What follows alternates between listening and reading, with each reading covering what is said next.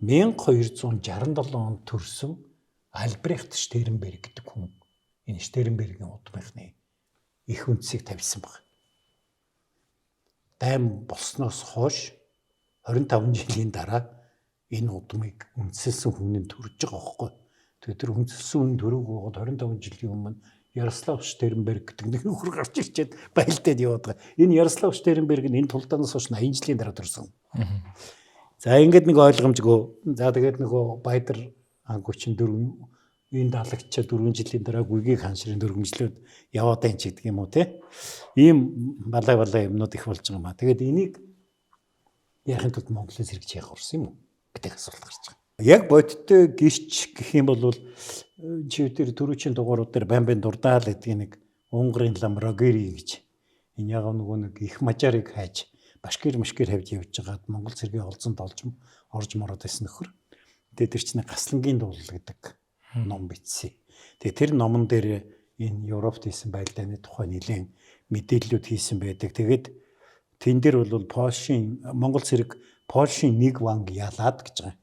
Энэ нэг үнэн сүжигтгийн энерги хэлж байхгүй. Тэгээд Вроцлав хотыг шатаасны дараа Пета хаан гэж энэ Баядрыг хэлж байгаа юм. Цэрэгтэйг Моравиг нэвт гарч Унгарын хаалгаар Унгарын ван улс руу нэвтрэн орохдоо замдаа орон нутгийг цөлмөн сүтгсэн гэж ütсэн баг. Тэгэхээр энэ бол нэг амар байлдаанд аж болоогүй ингээд явцсан болоо гэж. Тэгэхээр энэ бол их том стратегийн бодлоготой операц гэж би хараад байгаа. Би яг цэргийн мэрэгчлэлтэн биш. Гэхдээ энийг ингээд өдөр нь тавьж хагаад яг одоо оператив тактикийн төлөвлөгөө хийдэг офицеруудтай зогсож анализ хийх юм бол энэ сони юм гарна. Нэгдүгээр тийм чинь нэгдмэл төлөвлөгөөтэй операц хийж байгаа байхгүй. Ер нь бол яг одоо энэ Европын нутгаас Унгар хүрсэн энэ операц шүү дээ. Энэ бол дэлхийн 2 дугаар дайны үед 4 том цэргийн операц. План арми яг энэ нутаг дээр болсон. 4 том цэргийн операц. Висло өдрийн цэргийн операц, Ясакшин явсан цэргийн операц. Юу л ингэж чи энэ 4 том операцыг Сүбэдбаатар 13 дугаар зуунд сууж ингэж бодож байгаад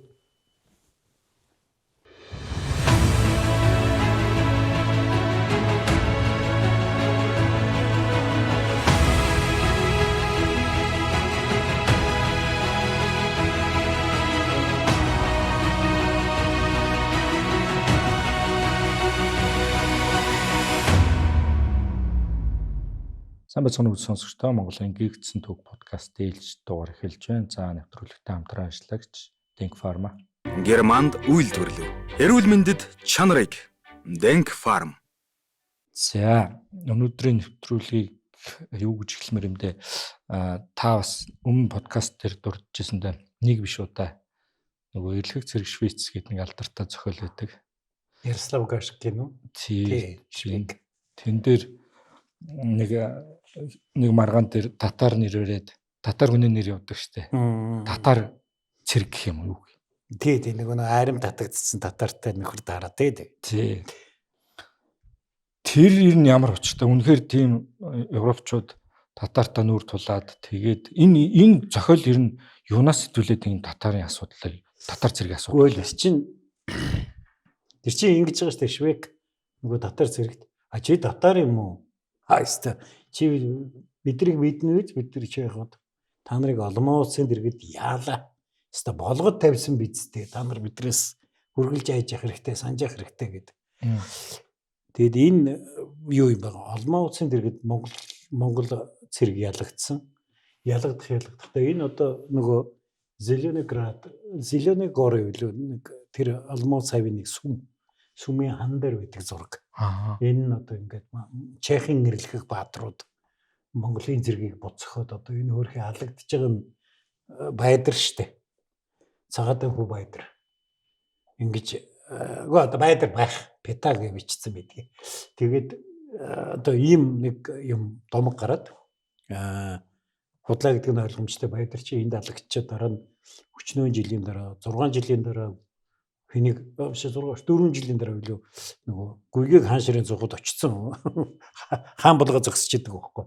Гэхдээ энэ домог бас юугүй биш. Үнэлгүй биш. Үгүй хор мөргүй биш. Зүгээр яг л хүн янз бүрийн домог зохиосон чи тэр нэг өмнөх дугаарууд дээр Оросууд ямар домог зохиосон нөгөө Евпатий Коловрато өрхийн хинжүүлээ. Дэрэн шиг яг бас нэг домог зохиосон юм шиг. Энэ нэр нь хэзээний үеийн зургийн зурсан зураг. Энэ зургийн сүүлд. Энд чи одоо тэгээд Монгол Чехийн тулаан юм шүү зураг. Монгол Чехийн тулаан тий. Тэгээд эн чин юугаар их юу тийм гэхэлэр энэ нөгөө домог нь үнэн гэж итгэгдээд за уран зохиолын номонд орох дүүрчээ. Нөгөө нэг Василий Яны Чингис хаан гэдэг ном байдаг штэ. 3 Бат хаан Чингис хаан сүүлчийн талдаа хүртэлгээд 3 суврал тэнд орсон байгаа. Эренцэн хар даваагийн бичсэн номон дотор орцсон байгаа баримт гэдэг. Академич Грековын бичсэн 50 онд бичсэн Алтан орд ба түүний сүрэл гэдэг номонд бодтой ингээд чагууд буцагсан гэд бичсэн байгаа. Тэр байтугай Лев Гумилевын 70 онд бичигдсэн поисках вымышленного номоо царство гэж зохион бол хаан тулсан ирэлт гэдэг номон дотор хүртэл энэ үнэн гэд баримт толгойд оруулсан байдаг байхгүй. Тэр юу Монгол тэнд явж байгаа буцах үйлцээ ямар баримт байгаа юм гэд ингээд хайгаад үзсэн чинь энэ бүр ястэ жинхэнэ сайхан худлаа зохиолуулах нь харагдаж байгаа юм л да. Тэгэхээр хоёлоо өнөөдөр энэ Олмоуцын дэр гэдэг ялгадал гэдэг худал домгийг одоо баримттайгаар юу яах ёстой бол шүүмжлэх ёстой. Няцаах ёстой. Няцаах ёстой.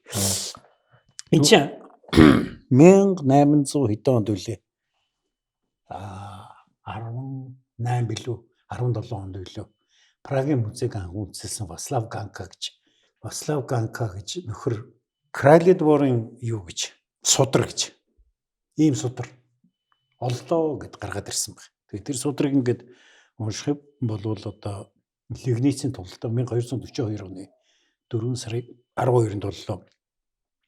Лигницийн тулалдаанд одоо монголчууд байлдаад тэгээд одоо Аривын сумын Хүлэг Баатар энэ монголоор хэлдэг хүмүүс сайн ойлгохгүй. Knight Templar гэвэл тийм Templar Ritter Gotthard von Brandis гэж одоо тэр хүн Ritter-удтайгаа нийлж баахан монголчуудыг хөөгөөд тэгээд нөгөө монголчууд нь цугтаж явж байгаа Судец мужаар дамжаад Марав руу орж ирээд тэгээ Марав руу орж ирээд ингээд тэр авиг ингээд цөлмөд Ган мужиг цөлмөд явж яхад нь одоо юунд нь Олмооц хотыг хамгаалж Ярослав Штернберг гэж нөхөр одоо энэ тэр Новгородын сүмийн хан дээр байгаа нөхөр л дээ энэ Ярослав Штернберг гэдэг нөхөр одоо 6000 чех цэрэгтэй гарч ирээд монголчуудыг буцаход Пета гэдэг хааныг нь гарын тасчаад амар хажууд нь байсан юм шиг л гусж байгаа тэр чинь. Чи намайг дандаа тэгдэг ягууч гэсэн ялгаагүй билээ шүү. Тэгээд одоо зарим их сурвалж дээр зарим судар дээр нь болохоор Пета гэдэг хаанхуу алсан гэж байгаа. Тэгээд Баядрын болов гэж. Зарим судар дээр нь бол Хувлаг алсан гэж бичсэн. 1242 онд Хувлаг чинь хин билээ нэг хятадтай нэг том ламд шав ороод хар хоринд шашны ном үзчихсэн юм байхгүй. Юу яасны чинь чехд очиж байлдаж явах.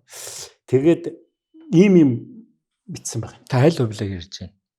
Хаан болсон Хувлаг хаан болсон Хувлаг гэж ярьж байна уу?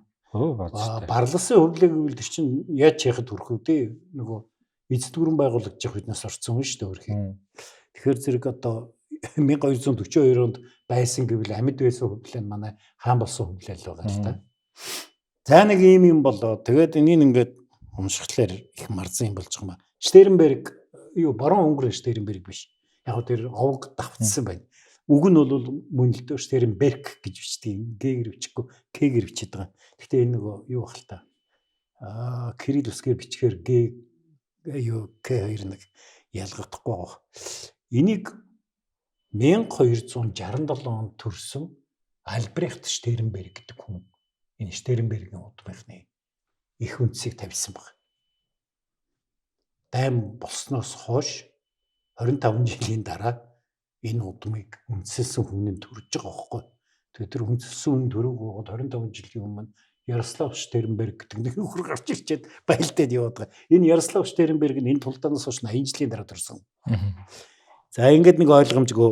За тэгээд нөгөө Баядар ан 34 энэ далагчаа 4 жилийн дараа гүйгийг ханшрын дөрвөмжлөөд яваад байна ч гэдэг юм уу те.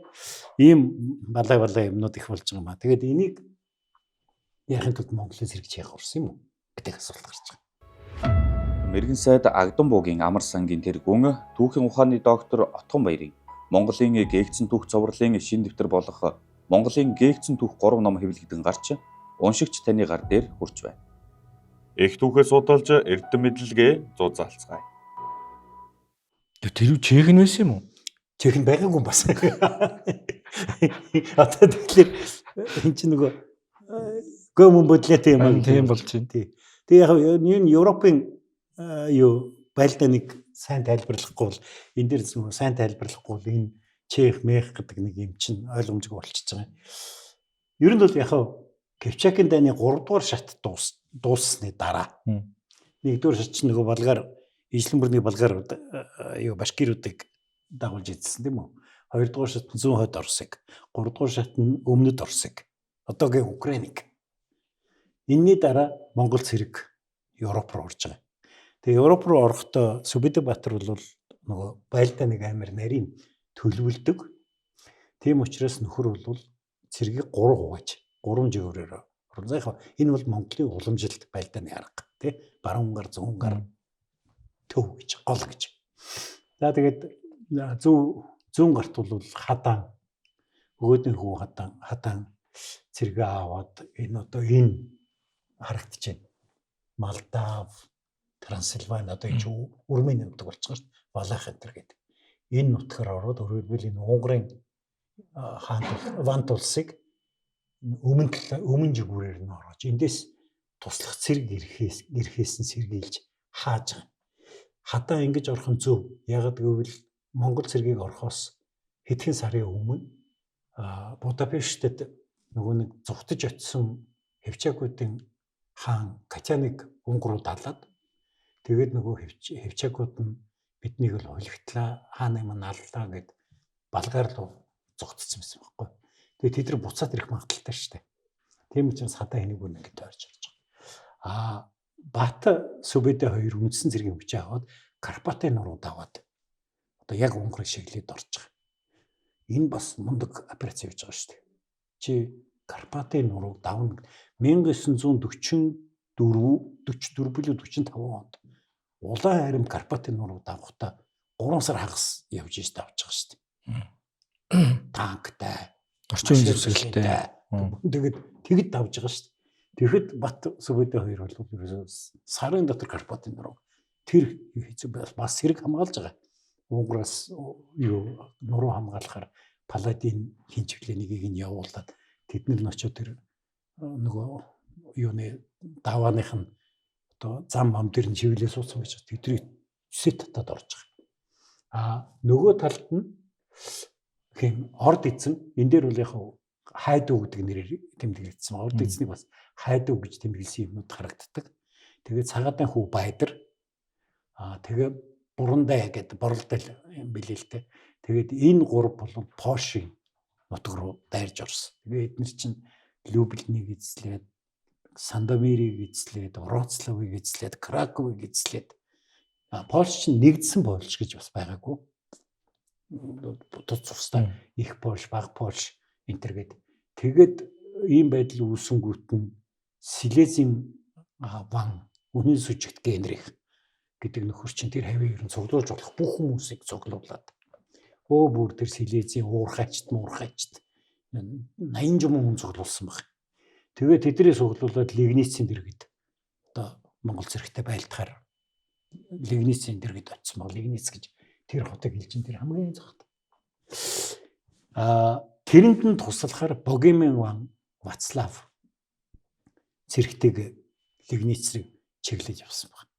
Тэгэнгүүт нөгөө эдгээр чинь оронгууд 3-4 замаар хуваагдаад авчиж байгаа шүү дээ. Тэгэнгүүт нөгөөдөл чинь тэрийг нь мэдэнгүүтээ юу яхаас өмнө нөгөө Богемын цэрэг ийж нийлэхээс өмнө нөгөө цэргийн тустай байх буцах хэрэгтэй юм байна гэд бүх үлдсэн нөгөө тарсан цэргүүдийг нэг дор цуглуулж хагаад лигнисийн дэргэд тэр алдартай тулалдаан чинь болж тэр тулалдаан тэр үнэн сүжигт генерийг алаад тэгээд дараа нь лигнис цутын гадаа нөгөө жадан толгойг нь өлгцсөн ингэж явж харуулдаг тулалдаан чинь тийнд болсон. Энэ 1242 оны 4-р сарын 12-нд болж байгаа тулалдаан. 4-р сарын 14-нд үлдээ Бат Сүбэдэ 2 энэ Мохи тусахны дэргэд Шаяа голын иргэд Унгар Австри хайрмыг буцаж 2 өдрийн зайтай. Эднэр лигнисийн дэргэд нөгөө Герман Польшийн хайрмыг буцагчаад тэгэнгүүт нөгөө Богемийн ванчин үед болохоо хоёул нутагтаа шивэлж хамгаалъя эдгээр одоо нөгөө илүү хүчтэй нөхдүүд нь барсангүй шүү дээ. Тэгэхээр нөгөөдөг чинь ингээд хамгаалаа зогсцсон. Гэтэл одоо Монгол цэрэг бол ерөөс тэгэл бүх юм хаяал тэр чигтээ Моравиг нэвт гараад Унгарын хаалга гэдэг даваагаар даваал Унгар руу орж ирсэн баггүй. Яг гэвэл ерөөсөө анхных нь зорилго нь давшиж яваа цэргийг баруун гартлаас нь Польшийн вангууд ирж одоо тусламж үзүүлэхээс нь хаах зорилгоор орсон цэргүүд. Яг гэвэл энэ Бэлэ чинь бас янзын үржил сайтын нөхрөлдөө бага охинтой. Тэгээ тэр нь ингээд баг Польшийн вангийн хатан нөгөөх нь Богемийн вангийн хатан гуравдах нь Силезийн вангийн хатан ч гэдэг юм ингээд энд тэндгүй авчиад хүргэнүүд болоо суусан. Тэгээд одоо хатан балбуулж яхад хүргдүүд нь ирнэ штэ тий. Тэгэхээр зэрэг ирүүлэхгүй тулд энэ цэрэг чинь орж ингэж хааж байлцсан. За содруудад дурдахтаа юу гэдэг юм аа. Бараг 600 мянган зэрэг хүртэл хилдэг.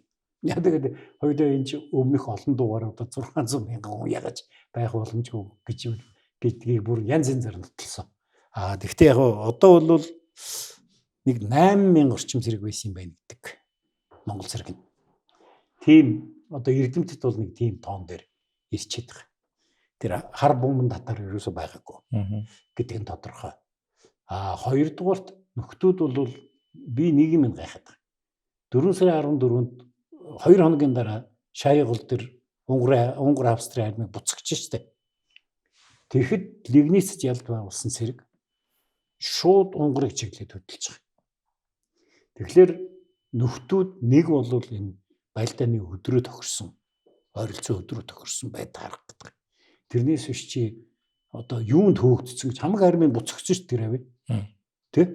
Тэгчээд нөхдүүд тэр авийн хотуудыг дээрэмдээд бас энэ холц мол золох ёстой ядуу. Тэгэлгүй нөгөөдөл чи ерөөсө ганц өдөр ганц шөнийн дотор Моравиг нэвт гараад Унгар руу явдаг орчиж байгаа байхгүй. Тэгээд тэр чиг үгж байгаа гэхээр Бат Сүбэдэ 2 туслах хэрэгтэй гэдэг. Ийм юу биш үү? Нөгөө Урмынаар явж исэн хадан чинь гэнтхэн эргээд буцаад Шаяа гол дээр хүрээд ирж байгаа. Нийлчихэж байгаа. Тэгэхээр тэр Шаяа гол дээр байлдаан болох өдөр ямар нэгэн тохироо байгаад байгаа. Энэ хий чин факстаг үл гэж таарна шүү дээ. Тэ? Эсвэл одоо гар утсаараа залгаад вайбердаа ч юм уу. Хөөс гэс наашаа ирээрээ тийм байхгүй чинь. Энэ хооронд ч хүн ээлж явлаа гэхэд тийм ч амархан бас очичхоор зай биш. Тэгэхээр эдгээр өдөр тохирсон хүмүүс л бай таарад байгаа байхгүй. Тэгээд энэ яаралтай давхиж ирж байгаа. Тэгээд тэр энэ баримтуудыг үзэхээр тэр юу Лигницээс Унгар явж байгаа, Мораваар дайрж явж байгаа Монгол цэрэг тэнд ингээ хот мод бүслээд байлдаад ямар зав байхгүй. Өдөр шөнө юмтар нэвтэх бол гарч байгаа юм чи. Нэг юмыг бас хэлхээ мартсан байна. Нөгөө Чех гэдэг энэ Чех тэр үед байгаагүй. Одоо Чехийг бүрэлдүүлж исэн нэг хэсгийн Богемийн ван тулс тэр нөгөө Вацлав гэдэг ван Лигнисийн дэргэд байлдах гээд яваад исэн ван чинь. Нөгөөх нь Моравийн Марк Граф тулс гэж. Яг гүн тулс. Их гүн тулс гэх юм уу. Тийм нэг улс энэ хоёр тустай улс байгаа байхгүй. Тэгээд энэ Моравийн Марк Граф байсан Отакар билүү тэрэн дэр үед бол одоо Богемийн ван болох гал ингээл энэ Европын хэд ч ер нь тэгээд цусны ойртцсан гайхлууд ч гэдэг бүгдээрээ хоорондоо сууцгаадсан. Тэгээ энэ чинийхээ хааман ван болж болдог нөхдүүд яваад байгаа. Тэгээд ийм юу яаж байгаа юм. Тэгээд Одоо надад бүр ингээд томруулсан зураг нь алга. Одоо энэ дээр чи хэрвээ харж байгаа бол энэ л багхгүй. Лигницээс энэ хүртэл нефт гарч байгаа хэсэг. Энд марав гэж байгаа юм. Энэ бол ерөөсөө зүгээр л нөхдөөд шууд юу ягаал Хрошенковын даваа гэлөө. Тэр даваагаар даваал Маравын нутагт орж ирэл Маравын нутгийг нефт тавих гээд Унгарыг хаалгадаг даваагаар даваал Унгарыг руу орцсон нөхдөөд байхгүй. Ийм юм. Ер нь энийг яасан байгаа нөгөө замдаа тааралдсан хотыг үл дээрэмдсэн гэдг нь ойлгомжтой. Жишээлбэл тэр үед энэ Маравын маркграф байсан Отокар 1243 онд Апава гэдэг хотод хохирлоо нөхөн барагдуулахад нь зориулж хөнгөлт олгож исэн баримт байна. Тэгэхээр тэр хотныг хохирсон болж таарнаа да тий. Их айхтар дамбайлтан болоогүй гэхдээ нөхдөөд сүнгнээд гарахтаа замаасаа юм шүүрсэн л байх л да. Тийм юм болсон юм шиг байна.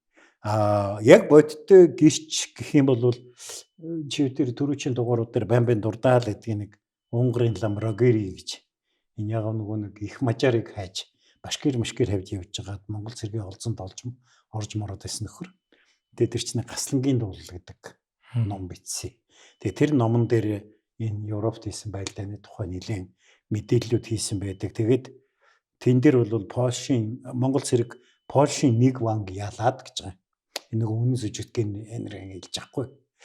Тэгээд Вроцлав хотыг шатаасны дараа Пета хаан гэж энэ байдрыг хэлж байгаа юм. Цэрэгтэйг Маравыг нефт гарч Унгарын хаалгаар Унгарын ван тулс руу нэвтрэн орохдоо замдаа орон нутгийг цөлмөн сүтгсэн гэж утсан баг. Тэгэхээр энэ бол нэг амар байлдаанд аж болоогүй ингээд явцсан болоо гэж. За энэ 1872 онд Камра Даунс гэж хүний эмгэтгсэн Германы түүхийн их сурвалжууд ингэж дандаа их сурвалжууд байхгүй. Энийг нэгтгсэн нэг ном байгаа. Тэр номонд бол нэг их сурвалж нь монголчууд нэг өдөр нэг шөнийн дотор Маравыг нефт гарсан гэж үзсэн байна. Энэ бол нөгөө тэр судар тэмдэглэж үлдээнэ гэдэг чинь их чухал үйл явдал болоод тэмдэглэж үлдээж байгаа шүү дээ. Европын хүний ойлголтоор бүхэл бүтэн Марав гэдэг улсыг ганц өдөр шөнийн дотор нефт гарна гэдэг бол тэмдэглөөштэй үйл явдал болж байгаа байхгүй. Тэр үеийн зэрэгчийн энийг чинь 7-8 хоног явж гарна шүү дээ. Тэгсэн чинь нөхдөө сүнг гэл гараа явцсан. Тэгээ бүр нөгөө гайхсан да үгүй энэ ёстой амар юм болж байна гэдэг судар дээр бичиж үлдээсэн баг. Тэгээд яг дараа нь Парисын нэг Матвей гэдэг ламын тухай ярьж ирсэн тийм нэг монголчууд юм болох дуртай нэг нөхөр байсан гэдэг.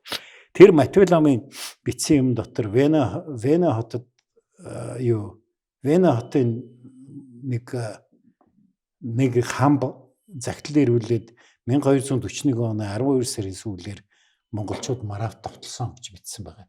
41 оны 12 сарын сүүлээр гэхээр магадгүй Краковыг эзэлж яваад гарч явсан одоо зарим нэг альбин чанга Маравын нутг руу орсныг хэлж байгаа байж магадгүй. Энэ тийм юм болох эсвэл те. Яагаад ийм юунууд болсон юм бэ? Тэгэд юу татар матар тэгээд тэр чинь бүр амар тодорхой. Нэг уулан дээр Зеленогоро билүү ногоон уул гэдэг уулан дээр монголчуудыг бас бут цогсон гэдэг одоо тэгэл нэг хэсэг тэр уулан дээр чи эргэл мөргөл үлддэг тий. Тэгээд энэ Ярослав Штернберг гэдэг тэр нөхөр чинь одоо ингээд монголчуудтай байлдгаар явахдаа сүмд мөргөл үлдчихэж хагаад нөгөө Христосын сүмд чинь нэг дарс талх хоёр өгдөг штэ тий. Тэгээд талхаа хэдлүү авч гараад ингээ уутандаа хийж цүнхэндээ хийж авч гараад ингээ тэр цүнхээ аваачаад нэг илжинд одоо зүгээд тэгээ ингээ тулдааны талбар руу яваа. Тэгээд энд очиад та нөгөө монголчууд бичээс ям ялаад тэгээ очиод талхаа идэх гээд ингээ цүнхээ нэгэд үтсэн чинь энд нь Иесус Христосын шарил байсан гэж байгаа шиг. Шарил нь одоо болтол энэ олон моцготод хатгалагдчихэдэг гэж байгаа. Нөө их гой юмнууд би. Тэр Христос нь хэдэн биетрийч хүн байсан юм бүү мэд. Ингээд ийм марзан ч яг үү тийм бодит гэх юм уу. Одоо тэгээ яг хүн харуул итгэн үсттэй юм чинь.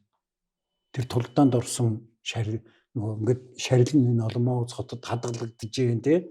Тэгэл одоо ингээд яахаар авахгүй итгэх. Тэгээд Зеленогорыг тэр одоо ногоон ууланд нь хүмүүс чиж мөргөж ийн.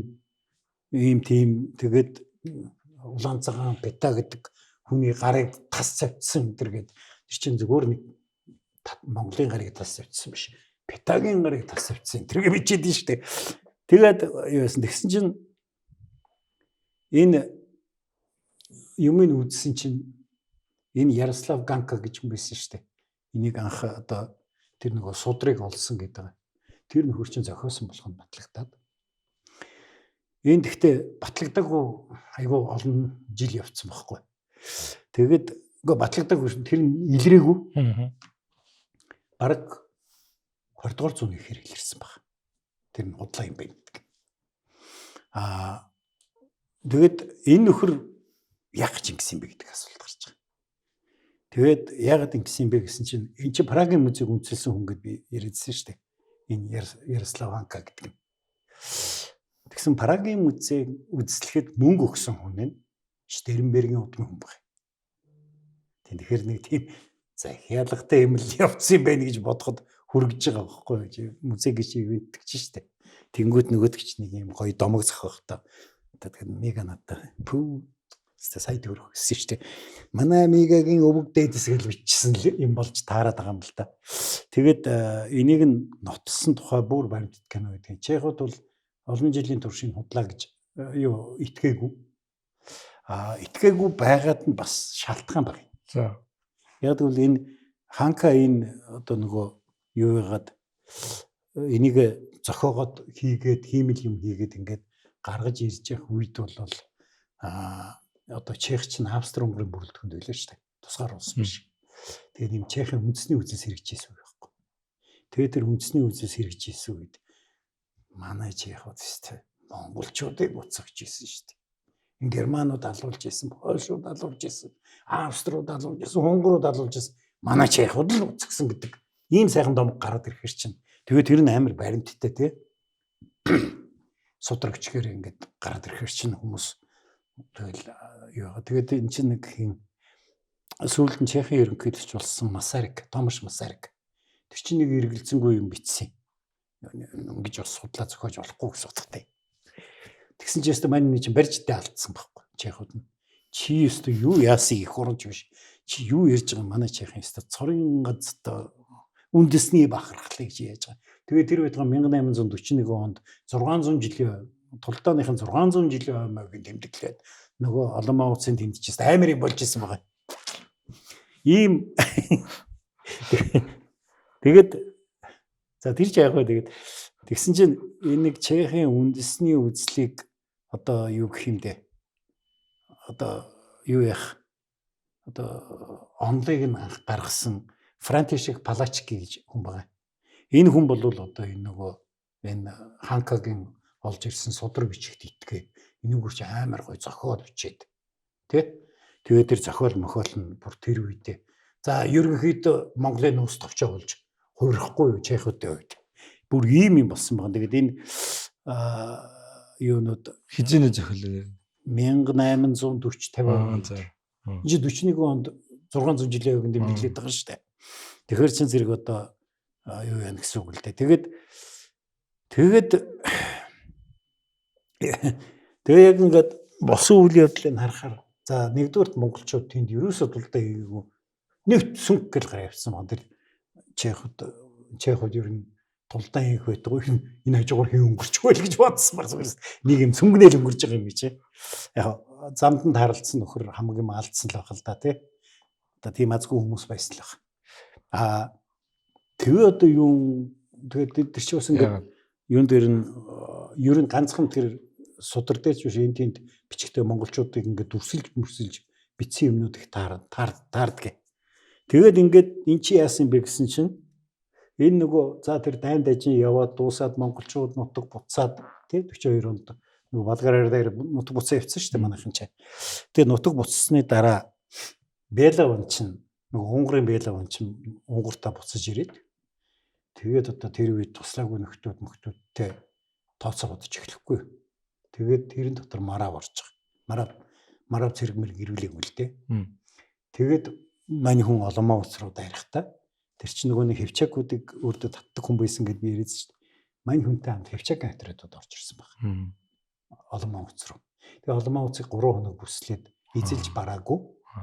Тэгээд нөхөр буцаа явцсан. Тэгээд нөгөө тэр чинь нөгөө дунд зууны хүний нүдэнд бол тэр духан дээр Монгол гэж бичээгүй л байгаа шүү дээ. Ер нь тиймэрхүү нөхдүүд л харагдаж байгаа юм чинь. Тэгээд нөгөө ард түмний санамжинд болохоор тэр нь үлдсэн. Энд чинь болсон үйл явдлаас хойш 12 жилийн дараа болсон үйл явдал байхгүй. Тэгээд тэр нь ингээд сүулдэ баяжаад ингэж явсаар байгаад гуйваад тэгээд ингээд явцсан. Ийм домог болоод хувирцсан. Тэгээд тэр нөгөөх нь их дээр үед ийм жоохон домог болоод гарцсан учраас дээр үеийн номнуудад ингээд ороод явцсан. Их сурвалжийг уншихтаа болгоомжтой унших хэрэгтэй гэдэг нь эндээс л гарч байгаа юм л да. Тэр үеийн улсууд чинь нөгөө BBC байхгүй шүү дээ. Одоо тэгээд бүгд надаа мега хэлсэн юм аа л гэж бичсэн шүү дээ. Мега наанаас хинээсэн шүү дуулсан гэдэг тий. Тэгээ ингэж бичсээр байгаад нөгөөдөг чинь ингээд олон судар дамжаад үний юм шиг болж хувираад тэгжсэн чинь бас Ханка гэдэг нөхөр тэр тэгтээ Ханкаг зарим ч яхад буруутгахгүй байдаг. Үгүй яг тэр нь худлаа байж болно. Энэ юм чинь одоо үндэсний одоо үзлийг одоо сэргээхэд амар хөв нэмэр оруулсан байхгүй юу гэдэг. Чихэн сүүлд нь бол энэ бол юу дуураймал юм байна. Хиймэл зохиомл судар юм байна гэдгийг хүлээн зөвшөөрсөн л дөө. Их дургуун хүлээн зөвшөөрсөн гэдэг юм билээ. Үгүй тийм шүү дээ. Тийм шүү дээ. Монголчуудыг буцагсан усуд 600 жил баяр маярын хийсэн юм чинь. Баяр бас төсөө өрг идсэн байгаа шүү дээ. Тэр чинь зөндөө юм болж байгаа. Тэгээд юу яасан байдаг юм билээ. Тэгээд тэр чинь хамгийн марз нь юунаас болж илэрсэн гэж ер нь бол тэн чинь ингээд нэг тийм рицерийн зураг байна. Тэр үе номнууд чинь ингээд юм бичиж байгаа л зураг зургаал ингээд. Тэгээд тэр рицерийн зургийн нөгөө хоёрд дуулгын будсан хөхөнгийн будаг 1790 онд анх зохион бүтээгдсэн будаг бол таарч байгаа. Тэ яг одоо бүгд хоёулаа 13 дугаар зууны судар болоод амар гоёо гэсэн чинь балмастраар хусцсан байгаад л адилхан байхгүй тийм нөгөө яг л энэ балмастр гэдэг ийм гараад тийм юм болсон юм байлээ. Тэгээд энэ хүмүүс яг бас зөндөө олон одоо жишээлбэл энэ Богем гэдэг нөгөө Чехийн нэг хэсэг байгаад байна шүү дээ. Тэр Богемийн вант улсад байсан Далимил гэж нэг ламын бичсэн судар байгаа. Тэгээд тэр бол бас ингээд бичиж явж байгаад тэндээс тэр Пета гэдэг нэр нь гарсан. Гар марын тас бичсэн гэдэг юм. Ийм юм болоод тэгээд юу яатсан тэгээд хэвчин энэ бол ерөөс нөгөө нэг баахан товтлогоонууд их орно холсон байгаа юм. Германд үйлдвэрлэв. Эрүүл мэндэд чанарыг Denk Farm. Дивишовичи гэж энэ одоо юу Чехийн нэг язгууртнууд байгаа. За Дивишовичи гэдэг нь бүр дээр үеийн одоо уламжилт Чехийн язгууртнууд. Тэгээд тэрний удмын хүү Здислав гэдэг нөхөр юу лээ нэг татвар матур хураахад их гавь байгуулсан гэд. Тэгэд мань хүнд чинь нэг цамхаг Маравын ван бэлгэлсэн байхгүй. Одоо энэ цамхаг нь энэ байна л да. Энэ гэхдээ сүүлд нь ингээд нөгөө үр ачнаар нэмж өрөөд айгүй гоё болгосон юм билээ. Тэр үедээ байсан нэг иймэрхүү юм байсан гэж үздэг юм билээ. Энэ одоо сэргээсэн Штернбергийн цамхаг гэдэг. Тэгээ эндээс тэр Штернберг гэдэг удамч нь гарч эхэлж байгаа. Тэгээд ер нь бол тэр монголчууд Маравын нутгаар дайрсан нь бол энэ Здислав гэдэг хүний үед болсон үйл явдал байна. Энийний ач нь нөгөө гавьяг нь гусцсан шүү дээ. Ярослав. Тэрнээс биш энэ Здислав гэдэг хүн. Гэтэ энэ Здислав нь янз бүрийн тийм монгол зэрэгтэй байлдаж байсан мэрсэн юм бол байхгүй. Сүүлд нь тэр нөгөө Унгарын зэрэг орж ирсэн гэсэн шүү дээ. Нөгөө Хевчагуудыг дагуулад Белавангийн зэрэг орж ирсэн гэсэн шүү дээ. Тэгэхэд бол яхараг байхгүй. Маравын зэрэгт байж байлдсан хүн гэж байгаа. Энэ хүн. Гэхдээ одоо янз бүрийн тийм майдрын гар завьдсан гэсэн тийм домгол ерөөсөй байхгүй. Ийм юу байгаа. Тэгээд эн чинь нэг Ярослав гэдэг нэр хаансаа гардаг юм гэж асууж болно шүү дээ. Тэгсэн чинь 1541 онд бичигдсэн Васлав Хачик гэж одоо Чехийн нэг одоо 1541 онд ламал байхдаа энэ эрдэмтэн биш баг. Тэр Хроника Ческа гэж Чехийн цаглбар гэдэг ном бичсэн байгаа. Тэгээ тэр номонд нь бол 500 мянган монгол Чех руу давтлаад, Польш руу давтлаад тэгээд Богемиан Вацлав туслахаар очиод тэгээд дараа нь юу яаж байгаа нөгөө монголчууд чинь Маравиг одоо давтлаад Олмаа улсыг бүслээд тэгээд энэ Олмаа улсын захирагч тэр үед бол Ярослав Штернберг гэдэг хүн байж байгаа зү амар зөрөгтэй байлтаад тэгээд татарын цэргийн захирагч Белзайтын гарыг цэцсэн гэж байгаа. Нөгөө Питаман Белзайт болсон зохиж явж байгаа. Дараа нь хувлаа болно болоо гэж. Ийм юунаас Ярослав гэдэг нэр анх гарч эхэлж байгаа байхгүй. Ер нь бол чи нөгөө Ярослав төрөх болоогүй байгаа штэ. Ярослав 60 жилийн дараа төрнө. За тэгээд дараа нь бас яг тэр үед бас бичигдсэн нэг Богемиан улсын түүх гэж нэг ном байгаа. Тэр Йоханнес Добравиус гэж энэ Йоханнес Добравиус гэдэг латин нэр нэг. Дубравка билүү нэг тийм түүхч. Тэгээд тэн дээр бол одоо энэ давталгаагаас дахиж бичээд тэгээд энэ ханху Пета Оломон утсын дээр үед одоо ингэж гараа завчулсан, Штернбергт гараа завчулсан гэж бичсэн байна. Тэгэхээр нөгөө хиймэл судар хийсэн Ганка биш үү? Тэр чинь амар түүх мэдж байгаа хүн баггүй. Тэндээс одоо ингээд нэрийг аваад Ярославын нэрийг аваад Пета гэдэг нэр аваад Байдер болгоод ингээд явсан байгаа. Тэгээд дараа нь 1677 онд Маравын цэргийн түүх гэдэг ном гаргасан байгаа Томаш Бишина гэж байна. Тэгээд тэр номондоо бол одоо энэ Олмаа улсыг бүсэлж дайрсан монголчууд руу Ярослав Штернберг 8000 баатараа дагуулж гаргаад ингэж одоо дайсныг дараад Петагийн гарыг тас шивчаад Петя биш Пета гэж юм. Петя гэж орсолж байгаа. Тэгэж ингэж юу яасан. Тэгээд энэ дээр нөгөө Польшийн их алдартай түүхч Ян Лугош гэж нөхөр вэ штэ. Монголчуудын тухай их юм бичдэг. Тэр үгээр нь одоо энэ Европынхан Монголын тухай амар тийм ойлголт төрсөн. Тэгсэн чинь тэр Лугош өөрийнх нь энэ ер нь их зохиож бичдэг гарал да.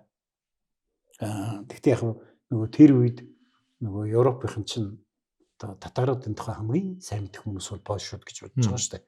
Тэ хэл залгаж байгаа нутагтан зөндөө олон татарууд амьдардаг гэд. Тэгээд ингээд Хоошт гэдэг уулын дээр гээд одоо ингээд Маравууд бүслэгдээд татарын зэрэгт. Тэгээд ингээд нилээ хэд хонсон чинь юу яадгүй ус мусан дуусаад тэгээд гэгэмэрээ залбирсан чинь бороо орсон. Гэх мэтийн. Тэгэнгүүт энэ домог зохиогч байгаа тэр Хоошт уулан муу дээр очиж мөргөөд идэг нь энэ домогноос ихгүй. Ийм юмнууд яасан. Тэгээд одоо нөгөө нэг Христосын шарил биш үү? Талхнаас ингээд ургацдаг. Энэ Ярослав бас их сонин гарган тий. Сүмд ороод чам дарс талах хоёр өгөхөд дарсан нөгөө талхыг хийдэг ёстой шүү дээ. Нөхрөл архийг нуучаад талхыг харамлаад гараад явцсан болж таарад байгаа. Тэгсэн тэр нь Христос л ирсэн. Тэгээд тэр одоо Оломоо цатын Корпус Кристи гэдэг сүмд байдаг юм. Манай нэвтрүүлгийг Чехид үздэг хүмүүс байгаа байлгүй дээ. Чехч бас нэлээд хэдэн монголчууд байдаг шүү дээ. Тэд нэр тэр сүмд нь очиж харвал бас их сонирхол байх гэж бодож байна. Инээс чинь болж тэгээ жоохон шүүмжилсэн хүмүүсийн барьж идэ алдаад ер нь бол энэ Ганкагийн юу худлаа байхаа гэсэн улсуудыг чинь барьж идэхээ алдаж исэн тийм баримтууд зөндөө биелдэ. Тэгээд зарим бүр уучил гуйсан байгаа. Үний юм байна өө би одоо дагд ихгүй дэр чинь Чехид байхын аргагүй юм болж байгаа байхгүй талтлаас нөгөөдгөө чи нэрээ ганц одоо бүү мэддээ Чингис хаан тэгээгүй штэ гэд би одоо юун дээр нөгөө Twitter дээр бичээд нөгөө бариулж идүүлж байгаа юм шиг юм болох гэж штэ.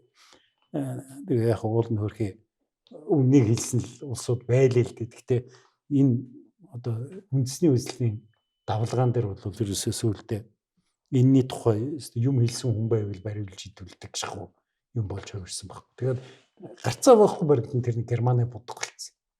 Тийм байна. Тэгээд одоо ялч гэж ер нь бол Эрдэмтэд одоо судалж байгаагаар энэ чи тэр үед цаасан дээр бичдэггүй байсан шүү дээ.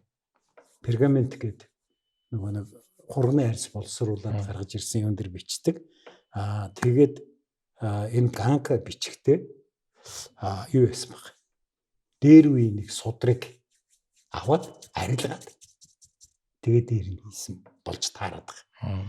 Гэхдээ зарим хэсэг нь арилаагүй. Тэгээд тэрийг үзсэн одоо эрдэмтэд бол нэг Францын нэг судрал авчираад тэгээд яатсан байна. Яг гэвэл Францын судар дээр нөгөө абзац эхлэхэд байгаа үсгийг нэг томор бичдэг штеп. Европын судрууч бүгд тэгдэг штеп. Шинэ абзац эхлэхэд ингээд томор үсгийг бичдэг. Тэгээд тэрийг нэг Францын судрууд ингэж хүрээлж чимгэлдэг байхгүй. Тэгээд тэр нь байгаад юм гэж байгаа байхгүй. Тэгэхээр зэрэг нөхөр бол ямар нэгэн Францын судрыг арилгаж байгаад яасан байна. Хоёрдугаарт мэдгүй би бол ямар тэгчих хэлэнж мэдэх биш. Юу судлаач нар үзэхдээ юу хадгаа энэ Ганка бол энэ нөгөө энэ чинь нөгөө тэр үеийн чех хэлэнд тааруулж бичсэн шүү дээ. Тэрнээс хоёулаа шинэ хэлээр биччихээд энэ одоо ингээд Чингис хааныг бичсэн байх гээ гаргаад ирүүлдэг өдөл чинь намайг өстө дорн будаа болгоно шүү дээ. Тэгээ тэр үеийн чех хэлээр бичсэн хэлний хавьяас юм байна. Тэгтээ гарцаа байхгүй их олон алдаа хийсэн байна гэж байна. Нөхөр 6,000 үгэн дотор бараг 1000 алдаа хийсэн байна гэж байна. Гэхдээ дэгэн шүү дээ чи. Мэдгүй намайг одоо ингээд яг нуус товчны хэлээр бичээдэг гэвэл би айгүй бол хоёр үгний нэгэнд нь алдаа хийнэ. Тэ? Айгүй үг болгонд ч алдаа хийж магадгүй. Тэгэхээр тэр хүн ч бас 6 үгний нэгэнд алдаа хийнэ гэж бас мундгүй байгаа шүү. Тэгэд айгүй их үгийг орос хэлний үг үндэс болгож авч бичсэн байна гэж байна. Одоо хүмүүс хоёлаа тэр үеийн монголчууд бол ойр дуудлагаар л ярьдаг байсан байж таараа тэгж ярьдаг хүн байдэн штэ. Нуус товчоог ойр даялгаар бичсэн штэ эдэр гэд. Ойрд нь чаанч байсан тэр үед. Тэгээд тэгэнгүүтээ энэ тэр үед орос аялагаар л ярьдаг байсан байж таараа гэл хуссан юм шиг байна. Нэг иймэрхүү тийм алдаанууд юу гаргасан юмнууд бол бас байна гэж хэлээ. Тэгээ баригдсан юм шүү дээ. Үгүй баригдахдаа будагнаас болж баригдсан. Тэр будгийг арилгацсан бол дахиад нэг 100 жил баригдахгүй байх байсан байж магадгүй. Хоёрдугаарт би бас Масарикийн юм хэрэг их нөлөөлсөн баха. Масарик чинь дараа нь амар том улс төрч болоод бүр Чехийн ерөнхийлөгч болсон шүү дээ Томаш Масарик чинь.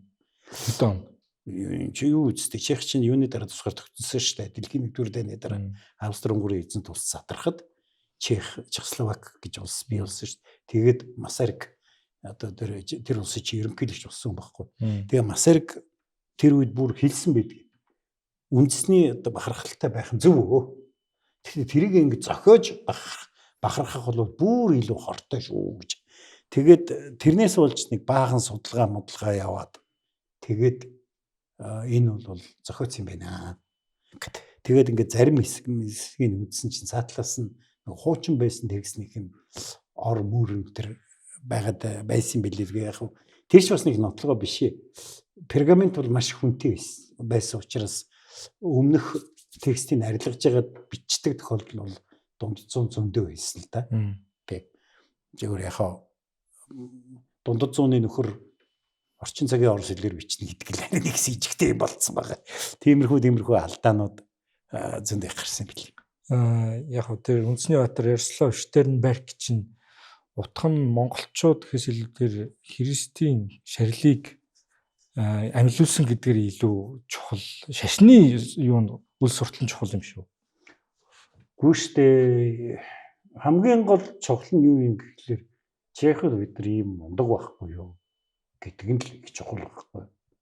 Яг тэгвэл юу чи одоо ингээ хардаа 1242 оны 4 сарын 12-нд Силезиеван генерих баг Польшивангууд, их Польшивангууд дээрээс нь ариун сүмийн рицарууд тэнд чинь бүр юу хүртэл орсон байдг байх шүү.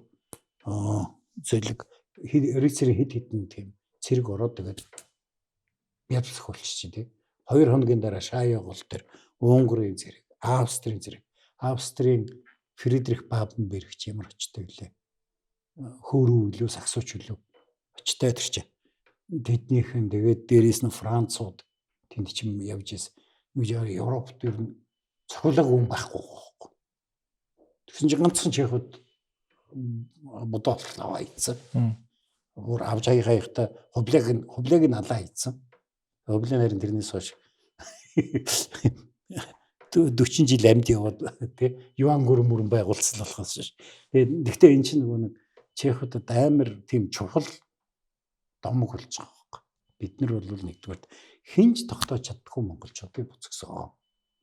Хинж тогтоогүй Герман, Франц, хинж чадаагүй шүү дээ таанууд. Тэгэхэд бид нар л буцагсан шүү дээ. Тэгэхээр чехууд гэдэг ийм байхгүй юу гэх. Тэгээд дараа нь нөгөө Янгусын домог момгоо ярина шүү дээ. Тэгээд нөгөө чехын табуретууд бол өстэй Европын бүх рицерүүдийг табуретууд бүгдээр ингээд буцагчижсэн. Бид нар ийм ард түмэн энэ төргээд ийм юм хийсэн ийм домогтой юм л та. Мэргэн сайд Агдам буугийн амар сангийн тэргүүн түүхийн ухааны доктор Отгон Баярын Монголын гээгцэн түүх цовруулын шин дэвтэр болох Монголын гээгцэн түүх 3 ном хэвлэгдэн гарч уншигч таны гар дээр хүрч байна. Их түүхээ судалж эрдэм мэдлэгээ зузаалцгаая. Ер нь бол бод түүх нь Хипчакууд л нэг тэргээр явж байгаад наад юм чинь. Хипчакууд Беловангийн зараалаар тэргээр явж байгаад тэгээд нөгөө айсан хүмүүс даргал хөдлөнө гэж монголчуудыг харж шамжиг байгаа. Тэр чинь өдөр шөнийн өдөр нэвт гараа явж гарч байна. Бараг хэн харах юм бэ? Хин харахгүй. Тэр үед бол бараг телепортаци хурд байхгүй. Тийм хурдаар яваад өнгөрсөн. Нөгөөдүүд нь бол ирээд олмоо утсыг 3 хоног бүсэлж байлдаад тэгээд эзэлж чадлагүй баралгүй хөөгдөж явсан байна штэ. Тэгэл тэр нь ингээд олон 100 жилийн дараа энийг өстэй ингэсэн гэдэг юм яасан бэ. Зарим их сурвалж дээр монголчуудыг ирэхээс өмнө краши билүү бас нэг тийм нүдэлчэд энэ чехын нутгаар явж өнгөрсөн. Дэрмэр хийсэн гэсэн тэр юм байдаг. Тэр краши гэж бичээд байгаа нөхдүүд нөө хевчакуудын монголчуудаас зогчвсан хевчакуудын зарим аймаг л тэр хаваар өнгөрсөн болтой юм шиг байна. Энэ ямар ч энэ зохиомл зураг орчин үе. Би нэг айгуугаа Европынхантай байлдсан түүх ярьж байгаа болохоор хүмүүс төсөөлөг гэж бодоод энэ зургийг тавьсан. Энэ сүүлд нь манайхан зурсан зураг би энэ анхаан харлаа. Насанбатны монголчуудын 33 алдарт байлдан ингээд шаягалын тулдааны тухай бичсэн ном дээр харсан баг. Та түрүүн нэг газрын зураг гаргаад ирж. Тэн дээр тэр одоо тэгээд энэ олмоо утас нь аль хавьд байгаа юм. Тэгээ үнэхээр монголчруу дайрах боломж байгаа мó те.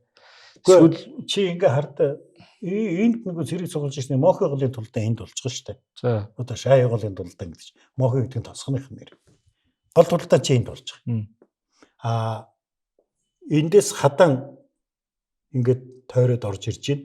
Энэ Байдар орд эзэн хоёр чинь ингэж явсаар байгаа лигний сүрээд энэ ингэж тойрдог чинь нөгөө бурандаа наяа. Тэгээд лигницээс нөхдүүд ийшээгээл ирж байгаа хүмүүс шүү дээ. Гэхдээ одоо нөхдүүд бол нөгөө Будапештийг эзлэнэ гэж л тооцоотой байсан болов уу гэж надад харагдаад байна. Яг бол хадаанч Будапешт ирж байгаа. Байдарч Будапешт ирж байгаа. Тэгээд эдгээр чи ерөөсөө өдөр шөнө өдөр Маравыг нэвт гарсан. Олмоо уц гэдэг нь энд байгаа. Маравь гэж байгаа шүү дээ. Энд байгаа тоххой. Гэхдээ олмоо уцаар Монгол зэрэг дайраг хөглөн билээ. Зүгээр л тэр чигтээ нэг давхиал гарсан. Зүгээр замд таарсан хот нь хөрхий эсэргүүцэл үзүүлэх завж гараагүй баг. Зэрэг өдөр шөнө дотор дайраад өнгөрсөн гэхлээр чинь нөгөө харуулын зэрэг нь ийм болж шүү таньнэ гэж төгшүүр зарлахыг бүүжих хоронд нөгөө монгол зэрэгч хажуугаар өнгөрөө явчихж байгаа шүү дээ. Тэгээд тийм болсон.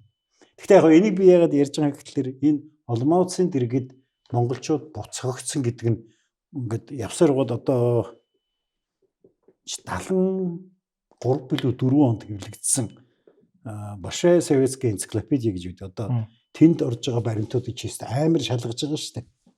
Тэ? Тэгэхэд тэнд хүртэл яваад орцсон байхгүй. Тийм одоо хүмүүс бүр тэгээд итгэцэн. Тийш ингээд айгүй олон их сурвалжин дээр бичигдээд тахаар үний юм байна гэж бодоод тэгээ сүүлд нь энэ яасан юм л та. Энэ Карл Дворын юу бичиг гэдгийг манай операторууд харуулах байх юм дээрээс. Эндээс шил сондгоо мэсч энэ 3 ноёны зэрэг яагаад ингэж тойр байгалийн саад тойрж ингэж холлоор тойрсон юм бэ? Эсвэл өөр зөвлөг биш юм болов уу? Тийм би болвол Лигницийн дайлаа. Мэдгүй Литвийн одоо Ихван хин хоёр Белован хоёр хоорондоо их харилцаатай байсан л байх. Тэгэхээр нөхөр бол тэрүүгээр шуугуул нохоо шуугуулж байгаа байхгүй. Нөгөө татааруудын наваар явж байгаа. Тэгэхээр чи цэргээ унгар руу явуулахгүй байгаа юм шүү дээ. Аа. Араас үн амир нөгөө амир юм чи ирж ийн гэн хөөе цэргээ бэлд энэ хил хязгаараа бэхли болоо явчих штэ. Бид хийн зоригтой юм байна л гэж амир юу хийсэн баг. Тойрог хийсэн баг. Нөгөөдөл нь бол эн чинь нөгөө Польшийн их Польшийн ван, баг Польшийн ван, Силезийн ван гэдэг ингээд Польшийн улсууч них олон жижиг вант улсууд байна штэ. Тэгээ тэр зөвлөгнүүд чинь бүгдээрээ энэ бэлэг охтоттой суудсан. Тэгэхээр зэрэг тэдний чинь үүмүүлэхийн тулд нэг нөхөр нь Люблин яваал, нэг нөхөр нь Краков яваал, гурав дахь нь Сандарбич яг эхлээд эзэлсэн юм. Замдаа хамгийн түрүүнд гарсан. Ингээд нөгөө бужигнуулаад байгаа байхгүй. Тэгээд одоо 8000 байсан юм байна, 6000 байсан юм байна гэдэг нэг тоонууд яригдаад байгаа шүү дээ, тий. Тэгэхээр энэ улсууд бол би харин бүр лигницийн тул тамын гайхаж байгаа. Ер нь бол бараг лигницэд нэг тулдах зорилгочгүй явсан баг. Чи 6-8000 зэрэгтэй яаж ямар гавь байгуулж хэнийг буцах нь гэж явах юм бэ, тий. Энэ бол нөгөө нохоо шуугуулах хэрэгтэй байсан нөхдүүд л явсан юм шиг. Тэр ингээл нөгөөдөл чинь ингээл хуу салхи шиг явж өнгөрөөл зарим хотууд өөрхөө эсрэгүүцэл үзүүлэх боломжгүй хотууд байгаа шүү дээ. Тэдний чинь зүгээр ингээд тэр дорны эзэлж мэслээл тэгэл цаашаа явцсан улс юм байна гэж. Нөгөө талаас бид нар нөгөө энэ үеийн дайныг одоогийн дайнаар төсөөлөд байгаа. Энэ үед Европын арим за 5000 6000 гарвал одоо дэдийн заяа. Тийм үү. Тэгэлгүй байд. Нэг 10-уулаа нийлж авал нэг 20,000 30,000 болох байх. Тэр нь тийм тэр 100,000-аар тоологддог цэрэг чи хятадд байгаа шүү дээ. Хэдэн сая хүнтэй улсад ч гэсэн тэгээд хамгийн том байлдаа хоёулаа үнгэн давааны байлдаа нэг ярихад бол хятадууд нэг хагас сая цэрэгтэй л байгаа шүү дээ. 50 сая хүн амаас чи хагас сая цэрэг гаргаж ийн гэдэг чинь юу юм 101 байна уу? 1% л шүү дээ. Тэгэхээр чи энд одоо Польшийн улсууд гэдэг чи хэдэн хүнтэй байна. Энэ үеийн хотууд ер нь 10,000 хүнтэй бол ер нь айгүй том хот шүү дээ. Чи тэгээ 10,000 хүнтэй хотоос хэдэн зэрэг гарах вэ? 5,000 эмэгтэй хүмүүс бай таар. За тэр 5,000-аас дахиад 1,000 хөвгөд өгшөд байж таар. За тэгээд 4,000-аас чи 2,000 хүүхэд байж таар. За тэгээд үлдсэн 2,000-аас за ирэх биш нэг 500 гарах бах та. Үлдсэн нь нэг бол дарга байна, нэг бол тахирдтгүй байна, нэг бол лам байна. Настаа байна тий. Тэгээ настаануудын талаас хасаад маазаа. Гэхдээ ер нь зөвөр ингээд харахаар тэгэхээр чи 500 зэрэг 10,000 хүнтэй хотоос гарна гэхээр шалахгүй байгаа зү. Ер нь бол. Тэгэхээр 8,000 зэрэг гэдэг бол бас нөгөө тэр үеийн хүний нүдэнд бол өстой амар харим орж ирж байна гэж харагдсан ч бас харагдсан юм шиг. Тэгээ Монгол зэрэг 3 замаар байснаа дахиж хуваагдаж задрахаар чинь нэг жанжны тол тэргүүлж байгаа зэрэг 1000 хөрхөө 2000 хөрхөө хүрхгүй ч гэж магадгүй тий. Энд чинь эдгээр чинь юу за яг эсэргүүцэл үзүүлж чадахгүй юм байвал эзэлж таарна штэ. Тий? Тэнд ерөөсө буруу юм байхгүй штэ. Тэрнээс биш эдгээр чинь ингээл нэг отыг бүслээл амар хүч гаргаад тийм байх зорилгогүй энийг бүрцэн зүг бужигнуулаад тэгэл нөгөө Польшийн онгоч гэгэм тэр гела мэл тэр танаа хамаагүй энэ чинь манай нутг руу орж ирчээд байна гэдэг. Ингээ бужигнжуулж явах оронд нь Бац бид хоёр чинь Унгарыг буцах хэрэгтэй байхгүй.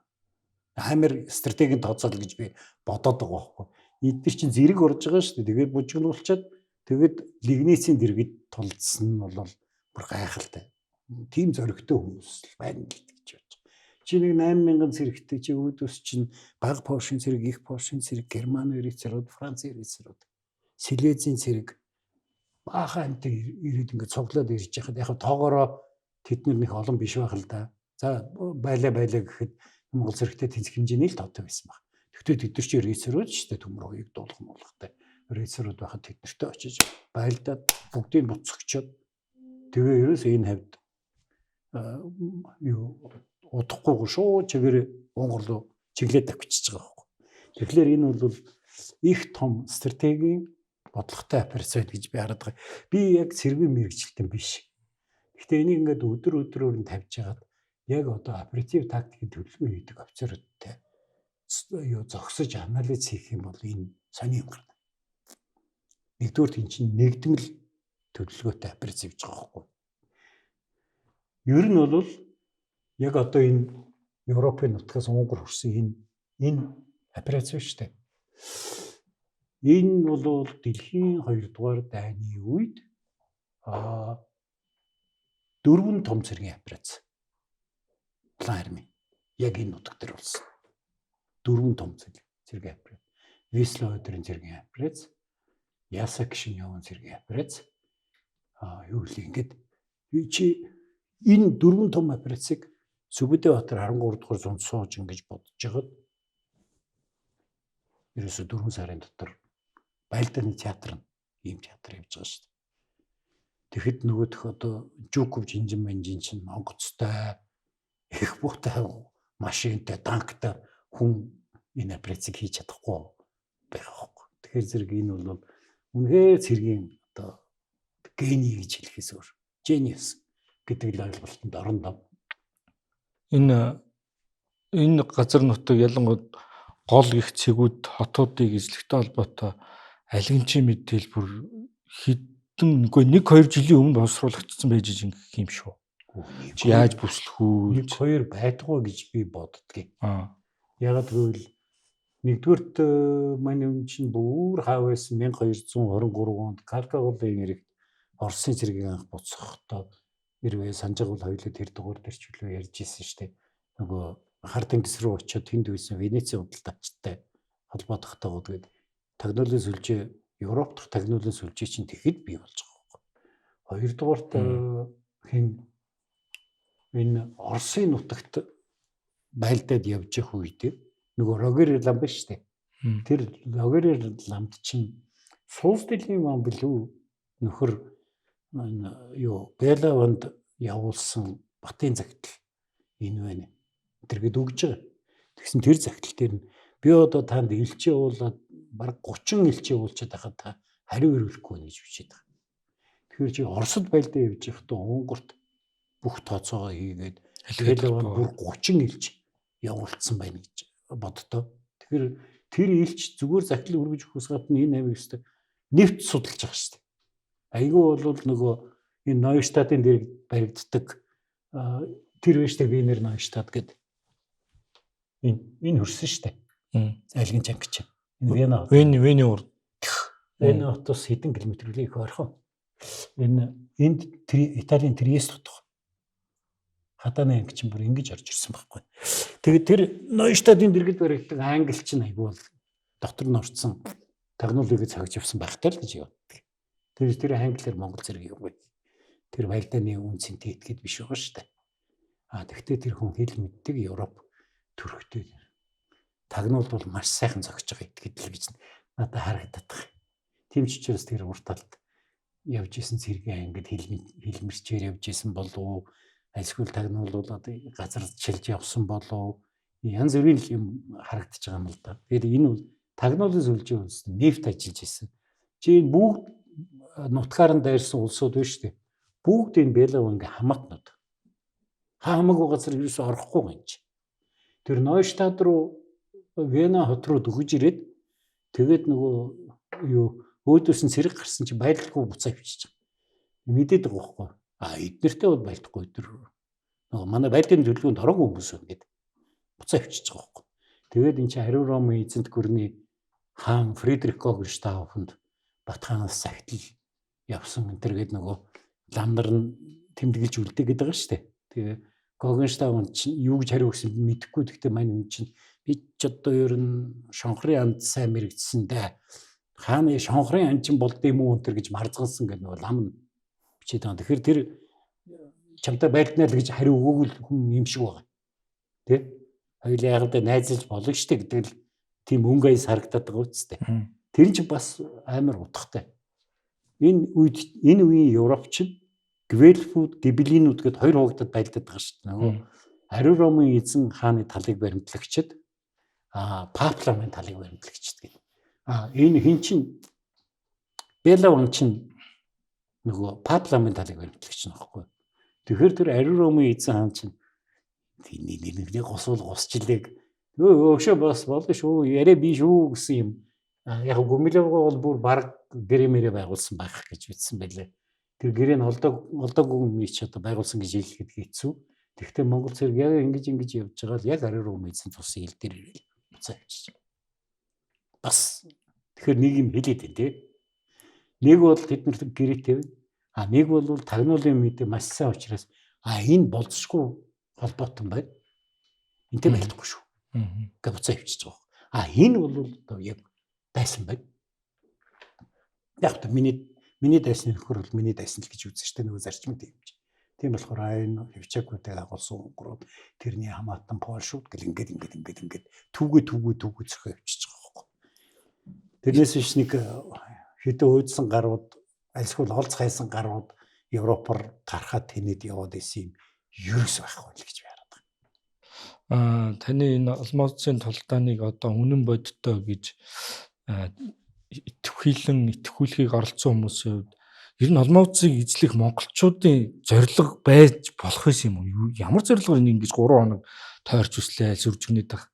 Тийм стратеги сонирхол байна уу? 3 хоног тойрч бүслээгөө гэсэн шүү дээ. Тийм харин өөрсдийнх нь түүхэн дээр өнгөрөөд өөрсдийнх нь түүхэн дээр эдгэр ч вэ штэ юу хийж байгаа штэ энэ зохиолыг бичиж байгаа үе юу штэ.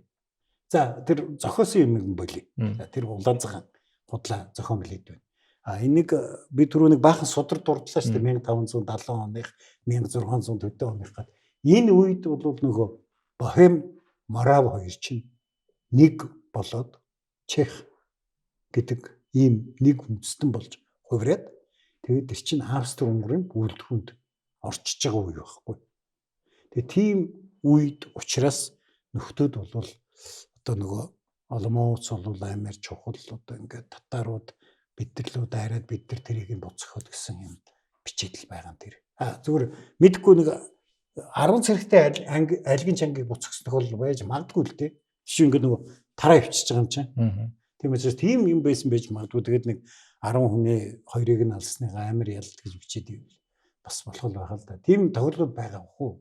Тэр бол нэг их тийм юу биш. Гайхалтай биш. Энэ цэрэг чинь тэгээ Богем руу хөдөлсөн байгаа юм Монгол цэргийн зарим хэсэг. Тэгээ Богем руу ирэнгүүтээ хайчаад буцаад Унгар руу Моравын нутгаар дайраад яваад өгсөн тухай бичсэн байна. Би бол тэрийг үнэн байх гэж бодож байгаа. Яг бол нөгөө ингээд давшаа явжсэн чи өмнө баахан цэргүүд одоо нөгөө Богемын Венцслав ванчин Венцслав яг зарим их сурвалж төр ялангуяа англи их сурвалж төр Венцслав гэж бичдэг, Вацлав гэж. Орос их сурвалж төр бол Вацлав гэж бичдэг.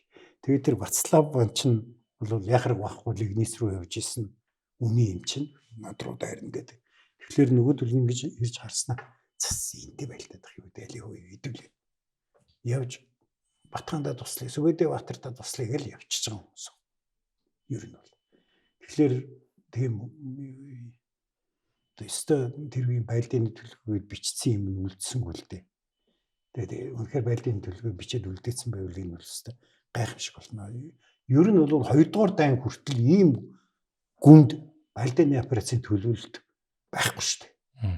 2 дугаар дайнд ч ийм төлөвлөнө гэж байхгүй. Ер нь бол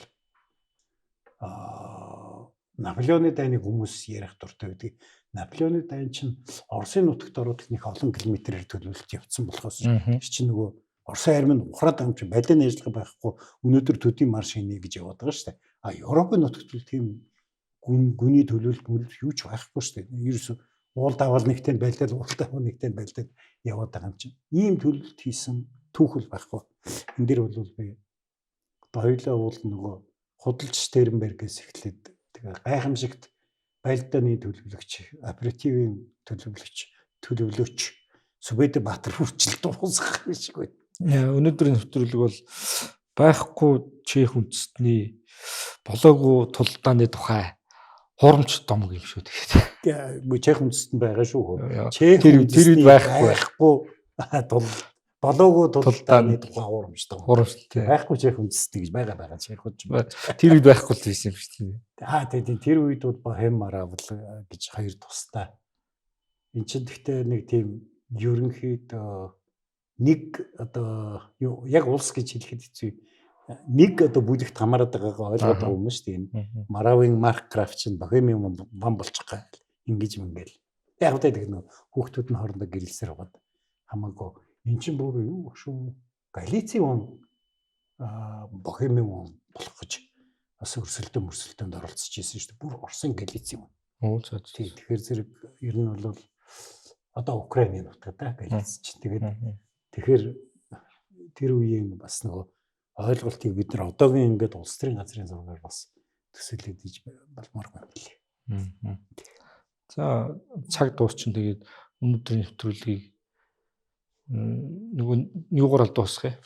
Зохиол яаж эхлэв тэгээд тэр зохиолч бас зүгээр л ямар нэг татварл байсан юм шүү дээ. Өөрхий тэр бол юу тэгээд тэгтээ энэ хин Гашк бол энэ зохиолыг биччихсэн үедээ бол энэ чинь уурж идэх нь нотлогдсон л байсан юм шүү дээ. Зүгээр тэр мэдээллийг олон нийтэд тархаагүй байсан болов. Тийм учраас мань хүн одоо тэрэндээ итгээд тэгээд тэр муу татарыг загнаж байгаагаар бичиж гаргаад байгаа. Нөгөө талаас яах вэ? Тэр нь хуурж байсан ч гэсэн яах вэ? Тэр зохиол швекч гэж хүн байгаагүй юм чи тээ. За өнөөдрийн нэвтрүүлгийн байхгүй одоо сэдв ер нь дуусч байгаа юм шиг байна да манай докторын. Тэгээд бүр байхгүй домгөрөө хүртэл харж байна. Тэгж юу штэ Чехд байгаа хүмүүст зориулж штэ. Алмауцын дэргэд ялагдаагүй шүү. Тэр сүмд байгаа шарил чинь худлаа шүү гэж. Очоод нэг судал үзээрээ. Айгүй бол Чехууд та нарыг тархи чинь эргүүлж өгч байгаа штэ. Бид нар та нарыг буцагсан цагаан ганц үндэстэн штэ. За баярлалаа өнөөдөр нэвтрүүлэг өргөндөрлөө. Германд үйлдвэрлэв. Эрүүл мэндэд чанарыг Denk Farm